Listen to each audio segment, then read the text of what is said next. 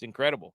For the Canes game breaker, Svechnikov, he's got 8 playoff goals, which is only behind Mikko Rantanen, like we said earlier. He had a hat trick in Game 4. He didn't play against the Panthers 2 years ago because he had an ACL surgery.